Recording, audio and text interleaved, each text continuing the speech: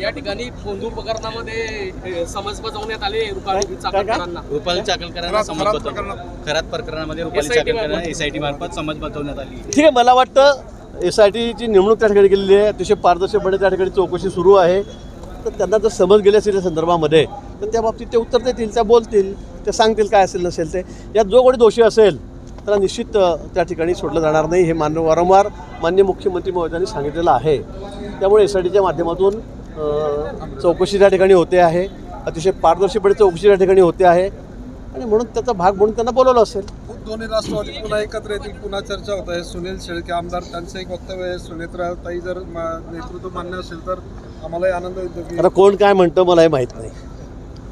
आता हा त्यांचा प्रश्न दोन्ही पक्षांचा, त्यांनी ठरवावं काय असेल ते. आपण काय बोलणार त्या बाबतीमध्ये. कोणी एखादा आमदार उठतो आम्ही एकत्र होणार आहे म्हटलं तर त्याला आम्ही काय उत्तर द्यायचं.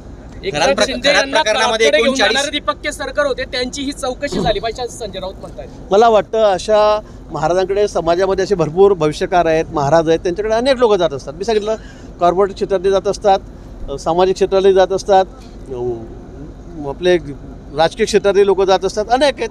किती महाराज आहेत आपल्याकडे. आता आपण बघितलं असेल ते आसाराम बापू, त्यांचे किती लाखोच्या संख्येत लोक फॉलोअर्स होते. राम रहीम बाबा, त्यांचे लाखोचे सगळे मोठे मोठे लोक असतात, इंडस्ट्रियलिस्ट असतात, सगळ्यांना आपलं भविष्य बघायचं असतं. तर तिथे कोणी असं गेलं असेल तर याची चौकशी करा, त्याची वगैरे, मग तर भरपूर हजारो लोकांची चौकशी करावी लागेल आपल्याला. यामध्ये मला वाटतं यात मेन कल्प्रिट कोण आहे, मेन गुन्हेगार कोण आहे हे शोधलं पाहिजे आणि त्याच्यावर कारवाई झाली पाहिजे. एपिस्टनला मारला तसा खरातांनाही मारू शकतात असं विजय वडेट्टीवार म्हणतात. कोण? मला नाही वाटत, त्यांना पूर्ण प्रोटेक्शन आहे, त्याची काळजी करू नका. आता काय वडेट्टीवार काय म्हणतायत, नाना पटोले काय म्हणतायत, ते विरोधक आहे ते बोलतील. खडसेंनी म्हटलं की केसरकर वारंवार खरातांना भेटलेले आहेत, त्याच्यामुळे संशयाच्या भोवऱ्यात आहेत. एकनाथ खडसेंनी म्हटलं की केसरकर जास्त वेळेला खरातांना भेटलेले आहेत. म्हणजे बाकीचे मंत्रिमंडळात अनेक सदस्य भेटले, जयंत पाटील, देवेंद्र फडणवीस, केसरकरांवरती जास्त रोष येतात. ठीक आहे, तर त्यांचा रोष आहे तर मी काय करणार त्यांना. तुमची काय प्रतिक्रिया त्याच्यावर? माझी काहीच त्याच्या खडसेंवर माझी काहीच प्रतिक्रिया नाही. 39 आमदारांची यादी जाहीर करावी जे खरातांना भेटलेले आहेत असं विजय वडेट्टीवार म्हणतात. मग मी अजून पुन्हा तेच सांगेल आपल्याला की अशा अनेक समाजामध्ये साधू महंत स्वतःला असे काही ढोंगी अशा प्रकारचे साधूही आहेत. आता त्याचं पितळ उघडं होतं सगळ्यांचं आणि मग लोक त्यांच्याकडे हात बघायला, भविष्य बघायला, माझं काय होईल, माझं काय निवणार आहे बघायला जात असतात. त्यामुळे मग त्यांची चौकशी व्हावी. मला वाटतं हा एक थोडा वेगळा भाग आहे. तर कोणाला काय वाटतं हा त्यांचा स्वतःचा एक वेगळा विषय आहे. अकोल्यात सिलेंडर न मिळाल्यामुळे एकाचा बळी गेला आहे. अकोल्यामध्ये प्रकाश आंबेडकरांनी टीका केली. कसा बळी गेला म्हणजे काय झालं? रांगेत उभा होता, त्याचा मृत्यू झालेला. नाही, या बाबतीत मला काही माहीत नाही. पण मला असं वाटतं की आता लोकांनी फार पॅनिक होऊ नये. या संदर्भामध्ये सगळ्यांना सिलेंडर मिळतं आहे, सगळ्यांना पेट्रोल डिझेल पंप उघडेच आहेत.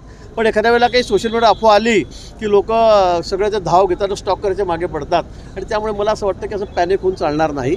आपल्याला परिस्थिती माहिती आहे देशाची काय. मला वाटतं जगाच्या पट्ट्यावर सगळ्यात सुखी आपला देशच आहे की ज्या ठिकाणी अजूनही कुठली अशी ताणाताणी नाही, कुठले भाव वाढले नाही किंवा कुठे शॉर्टेज नाही आहे. पण सगळे सिलेंडर घरात भरून ठेवा. यामुळे मग पुन्हा जे गरजू लोक आहेत त्यांची ओढाताण होते. मला वाटतं लोकांनी शांतता ठेवावी, कुठेही काळजी करू नये. केंद्र सरकारकडून वारंवार सांगितलेलं आहे की या ठिकाणी स्थिती अतिशय अनुकूल आहे, व्यवस्थित आहे.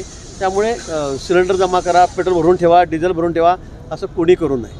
जळगाव विमानतळ बंगाडे कुटुंबियांनी हॉटेल सुरू केलंय, काय सांगणार? 2 शब्द शुभेच्छा.